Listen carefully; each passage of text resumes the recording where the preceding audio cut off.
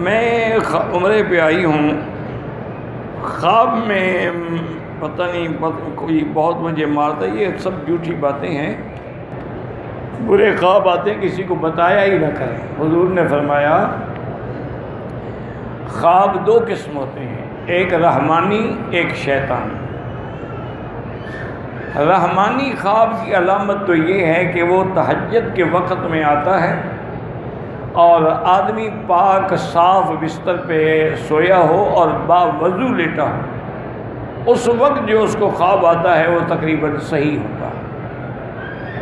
اگر وہ خواب تم نے دیکھا ہے اور صحیح ہے لیکن سمجھ نہیں آ رہا تو حضور نے فرمایا کہ ہر کسی کو نہ بتایا کرو، چونکہ خواب کی ایسی کیفیت ہے کہ اللہ رجل طائر، جیسے پرندے کے پاؤں پہ کوئی دانہ رکھا ہو نا، گندم ہلے گا تو کوئی دانہ گر جائے گا، یہ بھی جب تعبیر کوئی دے دے گا تو اسی طرح واقع ہو جاتا ہے۔ اس لیے ہمیشہ کسی عالم سے، کسی صاحب عقل سے، صاحب فہم سے جا کر اپنا خواب بیان کریں تاکہ وہ تم کو صحیح تعبیر دے، اور جب تک کوئی عالم نہ ملے ہر کسی کو نہ بتایا کریں کہ میں نے یہ خواب دیکھا ہے، کیونکہ خواب بڑے عجیب ہوتے ہیں۔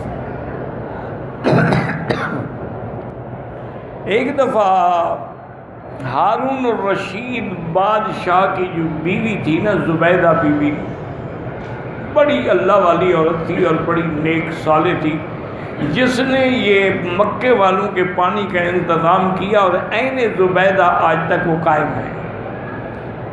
وہ صبح کی نماز کے بعد رو رہی تھی، چیخ رہی تھی، اور ہارون آئے، انہوں نے کہا کیا بات ہے؟ انہوں نے کہا میں نے ایسا گندا خواب دیکھا ہے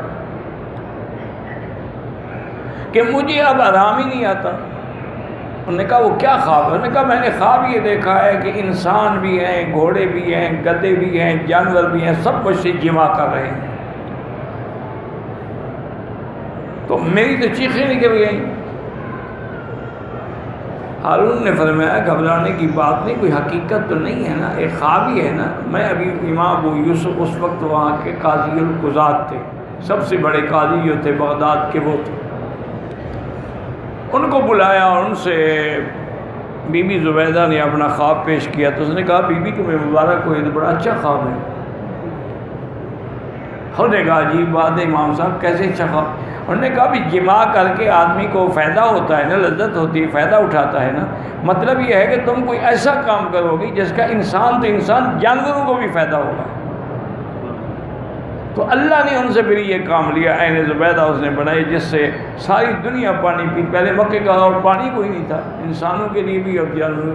تو خواب بڑے عجیب ہوتے ہیں، اس لیے اس کی ہر بندہ تعبیر نہیں دے سکتا۔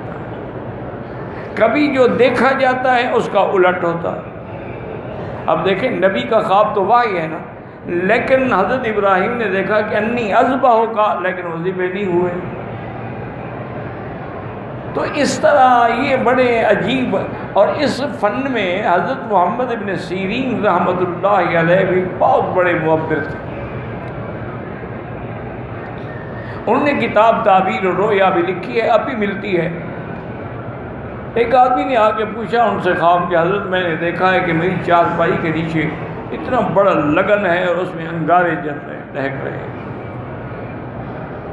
اور پھر میں تمہیں کوئی بہت بڑی دولت ملے گی، جاؤ چلائیے۔ کچھ عرصے کے بعد پھر ایک آدمی آیا، اس نے کہا حضرت میں نے بھی خواب دیکھا ہے کہ میری چارپائی کے نیچے اتنا بڑا لگن ہے، اس میں انگارے دہک رہے ہیں۔ فرمایا اس کا مطلب ہے تمہارے گھر کو آگ لگ گئی۔ وہ حیران، اب طلباء حیران، نے کہا حضرت عجیب بات ہے، ایک آدمی خواب دیتا ہے، اس کو کہتے ہیں آپ کو دولت ملے گی، دوسرے کو کہتے ہیں تمہارا گھر بھی جل جائے گا، خواب بھی ایک جیسا ہے۔ انہوں نے فرمایا جس نے پہلا خواب بتایا تھا وہ سردیوں کا زمانہ تھا، تو اس وقت تو آگ نعمت ہوتی ہے نا، ہر کوئی اس کے نفع اٹھانا چاہتا ہے۔ اس نے جب خواب دیکھا تو گرمی کا زمانہ، گرمی میں تو انگارے ہوں تو عذاب ہے، اس لیے میں نے اوقات کے مطابق تعبیر کی، اور وہی ہوا جو انہوں نے کہا تھا۔ تو اس لیے میری بیٹی ایسی باتیں نہ کیا کریں، اور حضور نے جو فرمایا ہے اس پہ عمل کریں۔ آپ نے فرمایا کہ اگر کوئی برا خواب دیکھو